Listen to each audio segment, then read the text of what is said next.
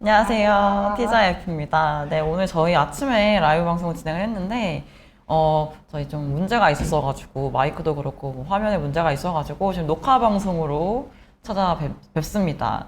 네, 저희가 실시간으로 올리는 댓글은 저희가 지금은 보질 못해가지고, 지난주에 달린 댓글도 답변 드리고, 진행을 하면 될 것 같습니다. 그래서 지난주 영상 아래 달린 댓글들을 좀 설명을 드리면은요.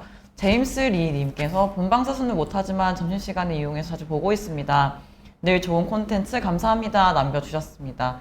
밑에 질문도 있네요. 자, 최근 은행 파산 사태가 금융위기로 크게 번지지는 않고 있는데, 뭔가 위태롭긴 합니다. 시스템 리스크로 번지긴 쉽지 않겠으나 한번 터지면 엄청난 재앙이 될 것 같은데요.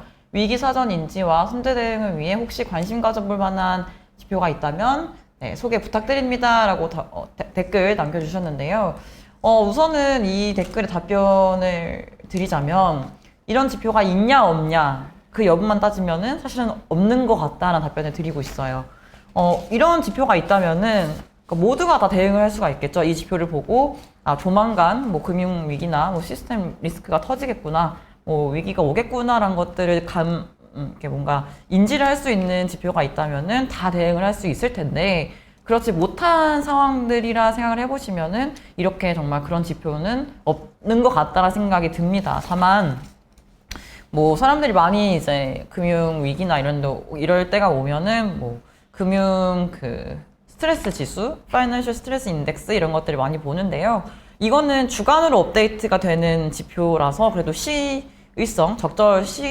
되게 적절한 지표긴 합니다만 이게 딱 선제적인 능력은 없다라고 판단을 하고 있어요. 이게 위기가 터지고 나서 급등을 하는 것들이 나타나기 때문에 이 지표를 보고 스트레스가 높으니까 곧 침체가 오겠다라고 판단을 하기가 어렵고요. 위기가 오고 나서 이게 급등하는 것들로 나타나가지고 거의 동행하는 모습이 나타난다. 라고 말씀드릴 수 있을 것 같습니다. 반면 최근에 좀 문제가 되는 부분이 아무래도 상업부동산 쪽입니다. 커머셜한 부동산이죠. 그쪽 문제가 좀 생기고 있는데 그러면은 앞으로 좀 이쪽에 대한 문제가 발생을 할 수 있다라는 생각은 우려감은 가지고 시장을 볼 수밖에 없잖아요. 그러면은 상업용 부동산 쪽에 대한 뭐 연체율이라든지 이게 얼마만큼 가격이 빨리 빠지고 있는지 사실 이런 것들이 이제 앞으로의 위기가 좀 커진다든지 내지는 이런 문제들이 발생할 것 같다라는 판단을 내릴 때 있어서는 도움이 될 것 같다라고 말씀을 드릴 수 있습니다만은 이게 정말 뭐 금융위기로 이어질 거다라고 딱 단정 지을 수는 없겠죠. 다만 그래도 좀 고려할 수 있는, 참조할 수 있는 지금 상황에서는 볼 수 있는 지표다라고 말씀을 드리고 있습니다. WHMOON 00님께서 벌써 1년이 지났네요. 정말 축하드립니다. 앞으로도 좋은 컨텐츠 부탁드릴게요. 감사합니다. 남겨주셨습니다. 네, 저희가 지난주 방송이 저희 1주년 티저F 첫 번째 생일을 축하하는 방송이었습니다. 그래서 저희 나름대로 되게 재밌게 꾸몄다라 생각을 하고 있는데 네, 못 보신 분들은 이제 앞선 방송도 같이 봐주시면 감사할 것 같고요. 네, 1년을 자축을 했는데 여러분들이 또 있으셨기에 저희 방송에 들어와 주셨기에 저희가 방송을 할 수가 있었고요. 최근에 좀 이제 워낙에 장이 재미가 없다 보니까 이제 개인 투자자분들이나 또 저희 이제 같이 매크로 공부하시는 분들이 급격하게 줄어든 모습인 것 같아요. 그래서 제가 라이브를 진행을 하더라도 이제 들어오시는 접속자 분들이 굉장히 많이 줄으셨는데 그럼에도 불구하고 저희는 이제 보시는 분들이 소중한 분들이 계시기 때문에 계속 앞으로도 제공을 할 겁니다. 아마 뭐 가능한 한. 네. 그러니까 많은 응원, 관심 부탁드리고요. 통우투님께서 1주년 축하드려요. 체감상 1년 내내 물가, 금리 채권이 멀쩡한 날이 없었던 것 같아서 머리 아프고 힘드셨을 것 같은데 매주 밝은 모습으로 방송해 주셔서 감사합니다. 금요일은 그 자체로도 좋은데 티자F 덕분에 더 좋아요. 라고 남겨주셨습니다. 네, 너무 감사한 말씀인 것 같아요. 티자F 방송이 있기 때문에 금요일이 더 즐겁다. 너무 좋네요. 저희도 이제 금요일이라는 걸 딱 체감하는 게 이 T자F 자료를 써야 되는 이제 목요일과 이제 방송을 해야 되는 금요일 딱 느낍니다. 그래서 저희도 한 주의 마무리라는 느낌이 또 있어가지고 준비를 하는 데 있어서도 아 그래 이것만 이제 하면 또 주말이 앞두고 있구나라는 생각을 하고 방송을 하고 있어가지고 네, 저희도 겸사겸사 이제 금요일이라는 걸 인지하는 느낌이 있는 것 같아요. 여러분들도 이제 금요일을 맞이하면서 T자F도 같이 좀 봐주시는데 이 느낌이 더 좋다라고 해주시니까 뿌듯합니다. 네, 감사하고요.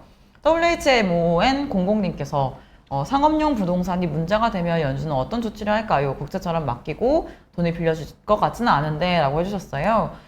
지금 연준에서 하고 있는 뭐 QE라든지 재투자 이런 것들을 함에 있어서 원래는 CMBS, 그러니까 상업용 부동산에 대한 그 담보부 증권 이런 것들도 다 포함이 됐었어요. 그래서 아마도 뭐 말씀 주신 것처럼 상업용 부동산에 문제가 생긴다, 그쪽 시장에 문제가 생긴다라고 하면 즉각적으로 대응이 나오진 않겠죠. 예를 들면 뭐 금리 인하라든지 내지는 뭐 CMBS를 더 많이 해준다 이런 건 안 하겠지만 이게 만약에 연쇄적으로 다른 자산 시장, 상업용 부동산 말고 주거용 부동산 시장 전반적인 부동산 가격의 급락 내지는 이게 이제 자산 시장 전체의 불안으로 야기가 된다면은 연준에서도 대응하는 측면에서 뭔가 나올 수 있겠죠. 근데 금리 인하까지 가기에는 서브프라임 모기지처럼 뭔가 폭삭 망해야 될 것 같아요.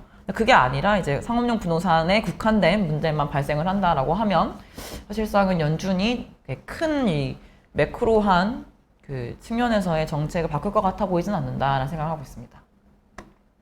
오제이제 옐로우님, 4월 한국은행 금융통화위원회에서 금리를 동결을 할까요? 무역 수지가 13개월 연속 적자로 3월에 46억 달러 마이너스를 기록을 했으나 3월 말 기준 외환 보유액이 4,260억 달러로 세계 9위 규모고 한국 소비자 물가 지수도 상승 추세가 꺾이는 중이라 한국은행이 굳이 가계부채 문제와 부동산 시장 경색을 가져오면서까지 금리를 인상할 것 같지는 않아 보입니다.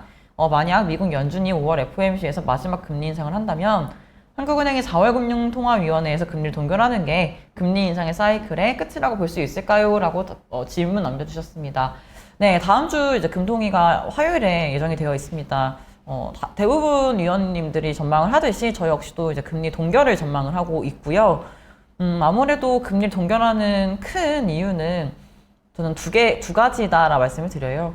이 두 가지는 사실상 2월달 금통위에서 추가 인상을 해야 된다면은 그 배경이 되는 요인들이거든요. 첫 번째는 물가의 방향성, 두 번째는 연준의 통화정책 측면에서의 최종금리 레벨, 이 두 가지가 굉장히 중요한 포인트였었는데 일단 물가 측면에서 말씀을 드리면은 뒤에서 더 자세히 윤정연구원이 말씀을 드리겠지만 이제 3월달 물가 지표가 4.2% 헤드라인 찍었습니다.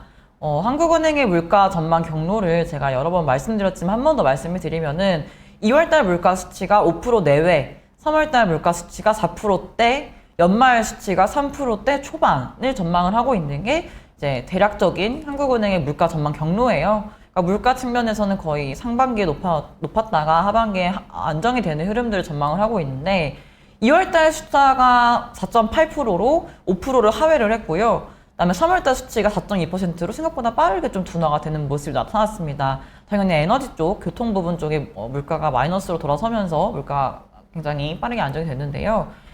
그럼에도 불구하고 한국은행이 이러한 것들을 어떻게 평가를 하겠냐. 그러니까 물론 물가가 안정이 되고 있다라는 데 있어서 특히 2%라는 물가 안정 목표에 가기까지는 좀 멀리 남아있긴 하지만 그래도 본인들이 설정해 놓은 물가 전망 경로에 대해서는 굉장히 잘 부합하면서 또는 조금 하회하면서 잘 흘러가고 있다라는 판단을 할 것 같습니다.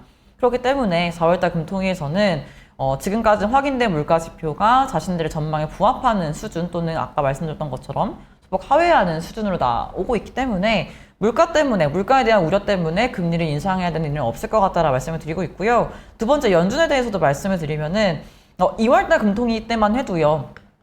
시장의 분위기는 연준이 연내에 5.75 내지는 6%까지 금리를 인상할 수 있다라고 또 전망을 하던 때였어요. 3월 초까지만 해도 시장에서는 5.75를 최종금리 레벨로 전망을 했죠. 근데 문제는 3월달 둘째 주, 셋째 주 지나가면서 발생했던 은행 이슈였습니다. 실리콘밸리 은행, 크레딧 스위스와 같은 은행들 쪽에 문제가 발생을 하면서 연준에서의 최종금리 레벨이 낮아졌어요. 더 나아가서 지금은 오히려 시장에서는 연준이 제시한 5.25보다 낮은 숫자가 최종금리 레벨일 거다. 5%가 최종금리 레벨일 거다라고 전망을 하고 있는 상황인 거죠.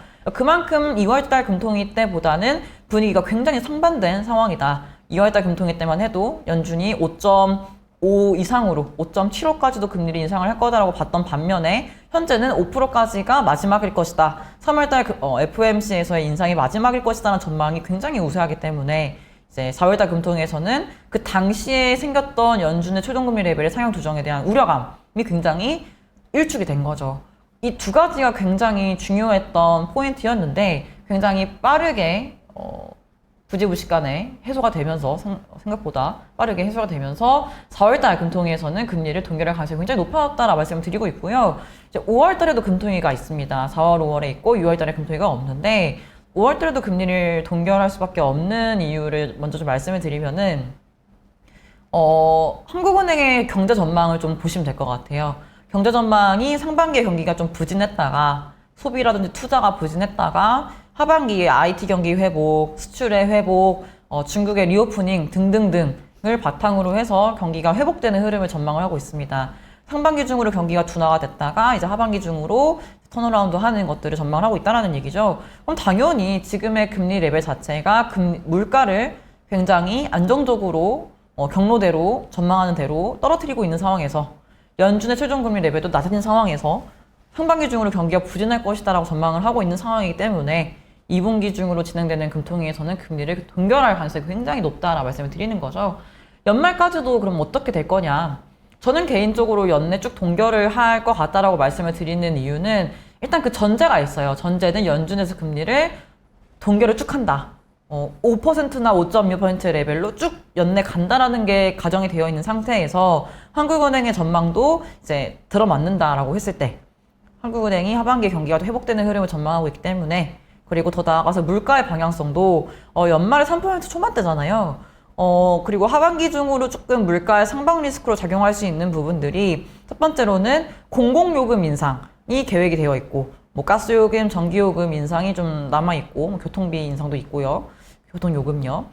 그리고 이제 에너지 가격 측면에서 다시금 유가가 오펙 플러스라든지 러시아 이쪽에 대한 감산 때문에 다시금 80불인가요? WTI가 올라와 있는 상황이다.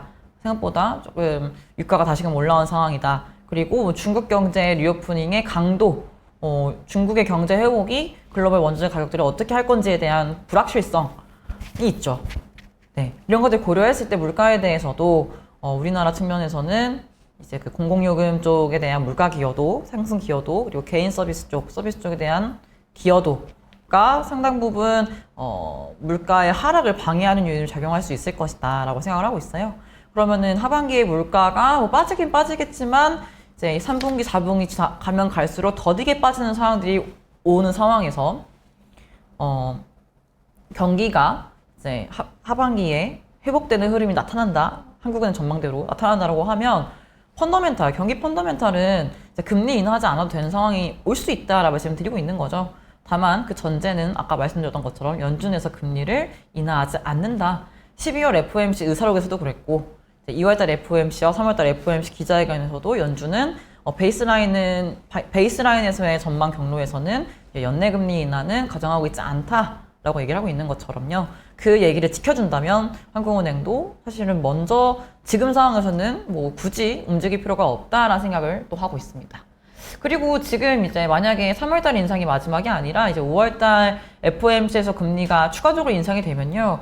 이제 연준은 5.25%가 기준금리가 될 거고 한국은 3.5%예요. 그러면 이 두 개 기준금리 간의 스프레드가 175bp입니다.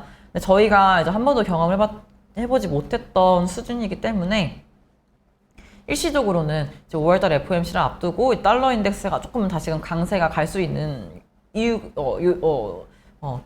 상황이 남아있다는 말씀을 드리고 있고요. 달러가 좀 강세가 일시적으로 가는 상황이라면 원달러 환율도 다시금 급등을 할 수 있는 상황이 조금 올 수 있다라는 말씀을 드리고 있어요. 이건 5월달 FOMC 좀 전후로 해서요. 왜냐면은 지금 시장은 연준이 5월달에 동결할 것이다라고 베팅을 하고 시장을 보고 있는 상황인데 이제 5월달에 FOMC에서 인상을 한다면 달러는 일시적으로 강세를 갈 수밖에 없을 거고 이제 원달러 환율은 달러 강세에 연동돼가지고 조금씩은 상승할 수 있는 여지가 남아있다 말씀을 드리고 있습니다. 네, 오제이제 옐로우님 답변은 여기까지 드리면 될 것 같고요. 저희 TGIF 자료로 넘어올게요. 네. 이번 주 자료 제목은요. 2023년도 1분기 경제 나쁘진 않지만 기대도 없는 이라는 제목으로 자료를 작성을 했습니다. 뒤에 경제지표랑 일정은 윤정연구원이 먼저 말씀을 드릴게요. 네, 저희 다음 주 주요 일정부터 말씀을 드리겠습니다. 이제 지금까지 지속적으로 말씀을 드렸었던 이제 우에다 가조 비오제 총재가 취임을 할 예정을 앞두고 있다까지 봐주시면 될 것 같고요. 한국 같은 경우는 앞서 언급해 주셨던 것처럼 통화지적 회의 앞두고 있는 상황입니다. 그와 동시에 이제 FOMC 회의 의사록이 공개될 일정이다까지 말씀을 드릴 수 있을 것 같고요. 보다 세부 내용은 이제 다음 페이지부터 말씀을 드리겠습니다. 우에다 가조 비오제 총재가 취임을 합니다. 이제 구로다 총재 다음에 이제 취임을 하게 되었는데요. 아무래도 최근까지 이어져 왔지만 지속적으로 청문회를 통해서 금융 완화를 지지하는 발언들을 좀 이어왔습니다. 그에 따라서 시장에서는 역시 이제 우에다 가조 총재 같은 경우에도 비둘기파에 좀 가깝지 않을까라는 생각을 가지고는 있는데요. 여전히 시장에 남아있는 기대감은 이제 통화적 정상화 과정을 BOJ도 이제 밟을 것이다라고 기대감을 가지고 있기 때문에 그거를 얼마나 빠른 속도로 가져가고 어떠한 속도로 가져갈 것이냐가 좀 핵심적인 부분이다까지 말씀을 드릴 수 있을 것 같습니다. 근데 이러한 박기 총재 하에 또 이번 4월에 또 이제 통화정책 회의가 진행될 예정이기 때문에 그런 급격한 정책 변화를 나타내기엔 좀 제한적일 것이다라고 판단을 하고 있는 상황인데요. 하지만 물가나 경제를 바라보고 있고 이걸 해석을 하는 성향까지는 봐볼 필요가 있다까지 말씀을 드릴 수 있을 것 같습니다. 그다음에 이제 의사록 공개를 또 앞두고 있습니다. FOMC 의사록 같은 경우에는요. 이번 회의에서 25bp 인상을 했었습니다. 근데 지금 아무래도 시장에서는 3월 인상이 마지막이 될 것 같다라는 전망이 좀 우세한 상황입니다. 근데 지금 현재 같은 경우에는 이제 CME 패드워치 상에서도 이제 동결이나 혹은 인상 이걸 계속 50대 50처럼 왔다 갔다 하고 있는 상황이기 때문에 지금 현재 상업용 부동산을 포함을 해서 지금 현재 경제 상황 또 앞서 말씀드렸던 이제 물가 이런 부분들을 종합적으로 평가한 의사록 확인이 필요하다까지 이제 말씀을 드릴 수가 있을 것 같습니다. 다음 주 일정 같은 경우에는요, 미국 CPI 발표가 되고요, 소매 판매나 설비 가동률 발표를 앞두고 있다까지 간략하게만 봐주시면 될 것 같습니다. 이제 그 다음에요, 경제지표 이번 주에 발표했던 부분을 좀 세부적으로 말씀을 드릴 수 있을 것 같은데요. 일본 단칸 제형제조업 지수가 발표가 됐습니다. 단칸 지표 같은 경우에는 분기별로 발표가 되는데요. 이번 분기 같은 경우에는 좀 좋지 않게 나왔다까지 봐주시면 될 것 같습니다. 대형사 기준으로 이제 제조업 지수 같은 경우에는 2020년 4분기 이후 최저치를 기록한 1포인트가 나왔다 기록을 했는데요. 아무래도 주된 이유로는 역시나 이제 분명하게도 원자재 이제 가격이 또 상승을 했던 영향도 있었고 또 일본 같은 경우는 주요 수출국들이 이제 경기가 굉장히 부진한 상황이었기 때문에 그 부분들도 일정 부분 영향을 미쳤고 가장 중요하게 반도체 업황이 지금 좋지 못한 상황이기 때문에 그 부분들이 제조업 지수를 좀 끌어내리는데 역할을 했다까지 봐주시면 될 것 같습니다. 근데 이제 단칸 지수 같은 경우도 세부 항목이 여러 개가 있는데요. 그 중에 제가 좀 조심스럽게 주시하고 있는 부분들이 이제 설비 투자 부분입니다. 작년 회계연도 같은 경우에는 설비 투자 계획이 역대 회계연도 중에서도 가장 높은 수치를 기록을 했습니다. 그에 비해서 이번에 발표된 설비 투자 같은 경우에는 그 수치보다는 좀 떨어졌지만 이전과 비교했을 땐 여전히 높은 레벨을 유지를 하고 있는 상황입니다. 그에 따라서 여전히 이제 일본 내에선 제조업 지수가 조금 이제 수치가 내려오고 있는 상황이긴 하지만 설비 투자를 중심으로는 조금 긍정적으로 바라볼 수 있는 아직 기회가 남아 있다라고 판단을 하고 있고요. 여전히 일본 같은 경우에는 정부 지원이 좀 중심적으로 소비 확대를 통해서 나타나고 있는 상황입니다. 그 부분들이 자연적으로 또 소비 확대를 또 데이터상으로 나타나 있는 상황이기 때문에 비제조업 지수 같은 경우에는 2019년 4분기 이후 최고치 기록하고 있다. 소비 쪽은 여전히 긍정적으로 나타나고 있다까지 함께 말씀을 드릴 수가 있을 것 같습니다.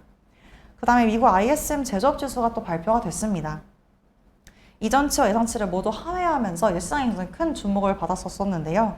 2020년 5월 수치 이후로 가장 낮은 수치를 기록을 했고 차트를 보시는 것처럼 이제 5개월 연속으로 위축 국면을 지속을 하고 있는 상황이다까지 봐주시면 될 것 같습니다. 하지만 이제 ISM 제조업 지수 같은 경우에는 지금 제조업 업황이 워낙 안 좋기 때문에 위축세를 지속할 것 같다라고 이제 판단을 원래 이제 하고 있는 상황이었는데요.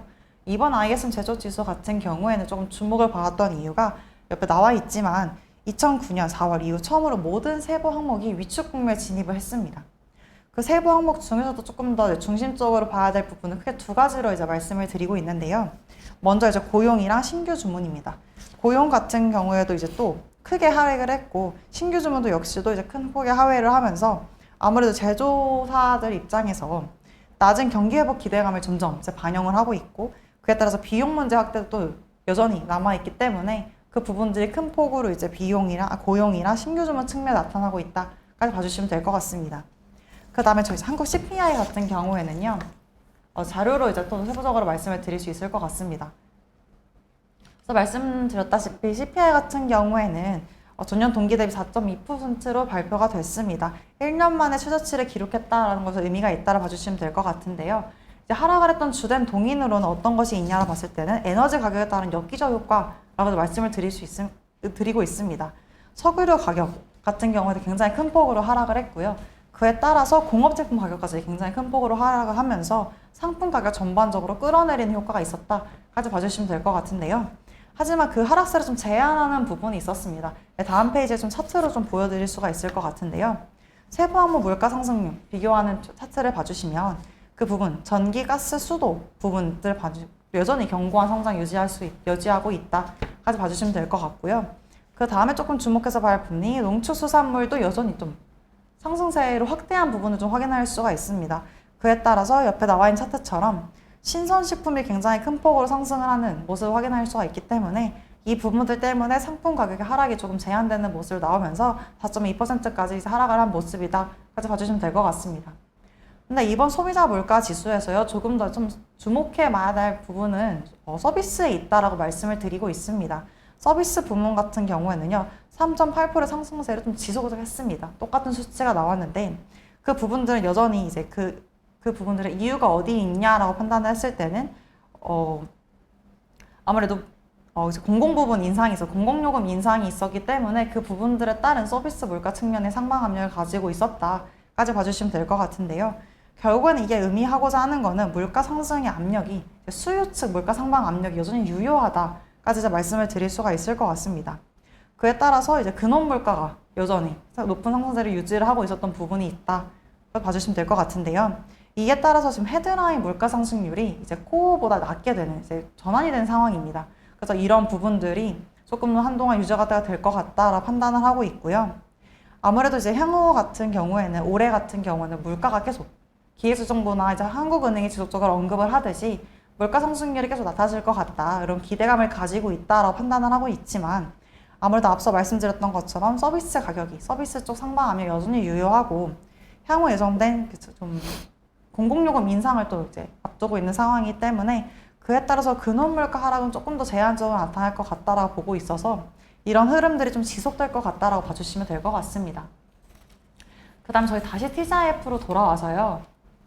저 이번 주 매크로 차트 부분에 대해서 간략하게 말씀을 드리고 채권 부분에 말씀을 드리려고 하는데요.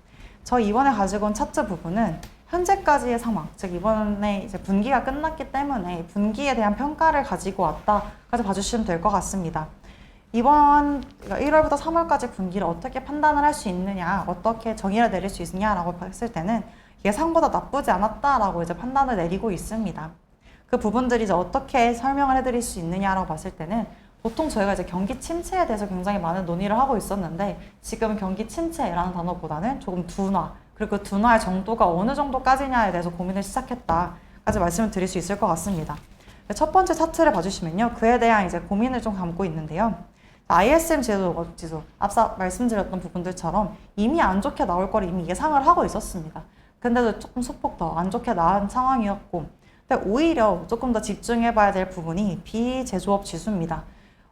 좋게 나올 걸 예상을 하고 있었지만 오히려 더 큰 폭으로 더 긍정적으로 나왔습니다. 그 부분들이 리오프닝 따른 이제 활동 재개 움직임들이 예상보다 더 좋게 반영이 되고 있었고, 그 부분들이 굉장히 시장에서 확대되고 있었다까지 말씀을 드릴 수가 있을 것 같습니다. 그에 따라서 지금 이번에 연말에 2020년 작년 연말에 저희가 우려를 하고 있었던 부분이 크게 이제 두 가지 부분이 있었는데요. 첫 번째는 생산 감소 부분이었고, 두 번째는 주택 가격 하락이었습니다. 근데 그 두 개의 우려 요인들이 지금 상반돼서 나타나는 걸 확인할 수가 있습니다. 그 다 옆에 있는 차트인데요. 첫 번째로 설비 가동률을 봐주시면 재고 조정이 빠르게 나타나면서 생산이 감소할 것이다라는 걸 이제 인지를 하고 있었지만 그 부분들이 예상보다 더 빠른 하락을 보였습니다. 생산이 감소하면서 가동률이 이제 떨어지는 건 당연한 일인데요. 그 부분이 더 빠르게 내려오고 있는 상황이다 까지 봐주시면 될 것 같습니다. 그래서 이런 우려가 좀 더 확대되었다. 작년에 가지고 있었던 우려가 확대되고 있는 모습이다 라고 말씀을 드릴 수 있을 것 같지만 옆에 주택 부분 봐주시면요. 이런 우려 요인이었던 주택 부분들은 오히려 개선된 모습을 확인할 수가 있습니다. 주택 시장 지수가 실제로는 조금 더 큰 폭으로 상회하는 모습들을 확인할 수가 있기 때문에 지금 현재까지 상황에서는 소비가 괜찮고 제조업 업황이 좀 더 안 좋았지만 주택 부분들은 좀 견조하게 견뎌주고 있기 때문에 예상했던 것보다 우려 요인들 모두 다 안 좋게 나온 게 아니라 하나는 견조하게 긍정적으로 나타나면서 예상보다는 나쁘지 않은 그림들을 나타내고 있다. 이 부분들이 조금은 언제 빠르게 사라질지 이거에 대해서 고민을 좀 시작해 볼 시간이지만 지금 현재로서는 나쁘지는 않은 모습이다 까지 말씀을 드릴 수가 있을 것 같습니다. 그 다음에 저희 이제 고용 부분은요, 이제 우혜연구원님이 다시 말씀을 해주시겠습니다. 네, 고용 부분은요, 아무래도 이제 어제가 아니죠? 그저께 밤인가요? 뭐 아무튼 ADP 고용이 나왔는데, 네, 그저께 밤이네요. 그저께 밤인 것 같은데요. 그저 이렇게 보니까 어제 봤으니까 우리가.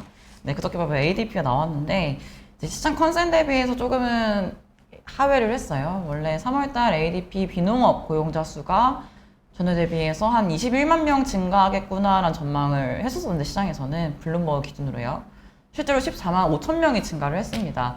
이에 따라서 이제 고용 측면에서 좀 부진해진다라는 얘기가 나오기 시작했고 어제 발표된 그 주간 실업 청구 건수도 시장 컨센은 상회를 했죠. 그러니까 고용 지표가 조금은 나쁘게 둔화가 되는 흐름이 나오면서 오늘 밤에 나올 고용 보고서 노동통계국의 BLS의 고용 보고서의 고용자 수 증감도 조금은 부진해지지 않을까라는 생각이 잡힌 것 같아요. 근데 ADP 고용이랑 우리가 보는 노동통계국 신뢰성 있게 보는 BLS 고용 보고서를 보시면 이 증감의 정도가 뭐 항상 동일하게 나왔던 건 아니에요. 물론 비슷하게 나왔던 때도 많지만요. 2021년도 초부터 이렇게 봤을 때 이제 ADP보다 거의 두세 배 더 좋게 민간 그 고용이 비농업 고용 부분이 BLS 보고서에서 나왔던 적도 있고요. 아니면은 이제 민간 고용 굉장히 좋게 나왔는데 실제로 이제 ADP는 좋게 나왔는데 BLS 고용 보고서는 안 좋게 나왔던 때도 있었습니다. 그래서 저는 어떤 생각을 하냐면 물론 ADP 잘 나오면 좋았겠죠. 하지만 ADP가 나쁘게 나왔다고 해서 또는 실업 청구 건수 내지는 뭐 챌린저 고용 그 보고서 이런 것들, 감원 보고서 이런 것들이 조금 부진하게 나왔다고 해서 이제 오늘 밤에 발표될 이제 그 실업률이라든지 그 BLS 취업자 수 증감이 급격하게 감소를 할 가능성에 대해서는 그렇게 높아 보이지는 않는다. 특히 그 실업률이 또 급등할 가능성도 굉장히 제한적이다라고 말씀을 드리고 있고요. 보시면은 이 오른쪽 그림은 베버리지 곡선입니다. 노동의 수요와 공급을 나타내는 그림인데 왼쪽이 베이컨시 레이트, 구인율이죠. 빈 일자리 수.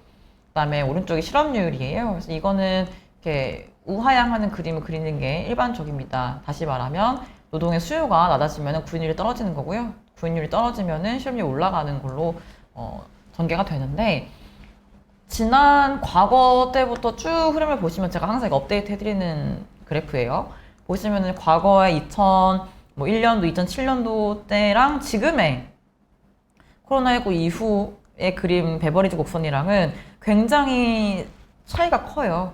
그만큼 이게 밖으로 이제 이렇게 나갈수록 노동시장이 굉장히 비효율적인 상황을 의미를 하거든요. 근데 당연히 고용시장 측면에서 특히 대면 서비스업이 굉장히 크게 타격을 받았던 게 이번 코로나 사건이었죠. 코로나 위기였죠. 그래서 이 시장의 그 고용 지표가 굉장히 대면 서비스 쪽이 확 급감하면서 실업률이 급등을 했고 그 이후에 서비스업 쪽에 대한 회복이 빠르게 나타나면서 구인율이 확 올라가 버렸어요. 그러니까 원래 서비스 쪽에 대한 수요도 컸고 우리의 소비도 크고 고용자 수도 굉장히 많은데 급격하게 실업률이 올라갔던 것들이 굉장히 빠르게 해소가 되면서 일자리는 많은데 사람은 없는 상황이 지속이 되고 있는 거죠. 그러면 지금까지 발표되는 뭐 ADP라든지 뭐 주간 실업 청구 건수라든지 챌린저, 크리스마스 앤 챌린저 그 지표도 둔화가 돼야 될 필요성은 있어요. 그래야 굉장히 그 비효율적인 곡선이었던 아이들이 미국의 고용 시장이 점점 효율적으로 회귀가 되는 흐름들이 나타나는 거거든요. 지금은 여전히 노동에 대한 수요가 너무나 높고 공급은 제한적인 상황이기 때문에 명목임금 상승률도 과거 평균 대비 높은 상황인 거고, 연준의 지금의 역할은 이 고용에 대한 수요를 굉장히 둔화를 시켜서 이 노동의 수요와 공급의 밸런스를 맞춰 나가는 것들이 필요한 상황이기 때문에 고용 지표의 둔화가 굉장히 나타나야 되는 움직임이다라 말씀을 드리고 있습니다. 그리고 이제 실업률을 봐야 되겠죠. 실업률이 지금은 3.6%인데 이게 얼마나 빠르게 자연 실업률까지 올라가느냐, 자연 실업률 뚫고 올라가느냐 굉장히 관건이 될 것 같습니다. 연준은 지금의 이 베버리지 곡선상에서는 지금 여기거든요. 이 구인율이 조금씩 낮아지고 있는데 거의 수직으로 떨어지고 있는 상황이에요. 그 이유는 이제 워낙에 구인율이 높았었고 과거 때 비교했을 때 실업률은 빠르게 증가하지 않는 상황인 거죠. 왜냐하면 일자가 너무 많기 때문에 실업이 되는 사람은 제한적인 상황인 거라서. 그래서 이게 이렇게 떨어지다가 결국엔 적정 이 위치에서 이 베버리지 곡선이 만들어질 텐데, 이제 연준이 말하는 연착륙은 구인율은 하락하지만 실업률이 빨리 상승하지 않는 거, 노동에 대한 수요가 줄어드는 상황에서 노동의 이 실업률이, 고용시장의 실업률이 과거의 위기 때처럼 급등하지 않는 상황이 지금 느슨한 정의의 연착륙이어가지고 이 베버리지 곡선상의 움직임은 이렇게 떨어지는 것들을 생각을 하고 있습니다. 하지만 시장에서 일각에서는 생각하는 침체를 생각하시는 분들은 말도 안 된다, 이렇게 빠질 것이다, 실업률이 굉장히 급격하게 올라갈 것이다 라고 보고 있는 거죠. 이 베버리지 곡선이 어떻게 형성될지는 당연히 우리가 봐야 되는 문제긴 하겠지만 과도하게 비효율적으로 나가 있는 상태인 건 맞다. 최소한 2009년, 2020년도 보다도 조금 올라온 상황이다라고 했을 때 지금 상황에서 이게 이렇게 떨어지는 게 아니라 계속해서 실업률이 높아지면서 점진적으로 높아지면서 베버리지 곡선이 형성해 나가는 것들이 조금은 전망을 했을 때 타당한 합리적인 전망이지 않을까라는 생각을 하고 있습니다. 하지만 이 실업률이 이렇게까지 급등을 하기에는 지금 상황은 고용시장의 노동의 수요가 너무나 강한 상태이기 때문에 오늘 발표될 실업률이 3.6보다 높아질 수는 있겠으나 4%를 뚫고 올라갈 가능성은 굉장히 낮지 않을까라는 생각을 하고 있고요. 네, 오늘 저희가 준비한 TJF는 여기까지고요. 오늘은 이제 아침에 문제가 있었어가지고 실시간 댓글을 통한 답변은 드리지 못했어요. 하지만 저희 녹화 방송 보시고 궁금한 부분들 영상 밑에 남겨주시면은 저희가 다음 주 라이브 방송할 때에는 또 성의 있게 진심을 다해서 답변을 드리도록 하겠습니다. 오늘 늦은 시간까지 저희가 또 녹화를 했어요. 이 문제 해결하느라 또 편집팀도 굉장히 많은 고생을 했는데 이렇게 알차게 또 저희가 녹화를 한 만큼 많은 분들이 봐주시면 좋을 것 같고요. 오늘 이제 금요일인데 남은 시간 오후 마무리 잘 하시고 주말 잘 쉬시고요. 지금 벚꽃이 다 떨어졌어요. 지난주에 저희가 주말에 꽃 구경 잘 하시라고 했는데 많이들 하시는지 모르겠지만 그래도 날씨는 좋을 것 같으니까 또 이번 주말에도 좋은 사람들과 또 좋은 시간을 보내시면 좋을 것 같고요. 저희는 다음 주에 다시 이제 라이브 방송으로 찾아뵙도록 하겠습니다. 네, 시청해주신 분들 감사합니다. 감사합니다.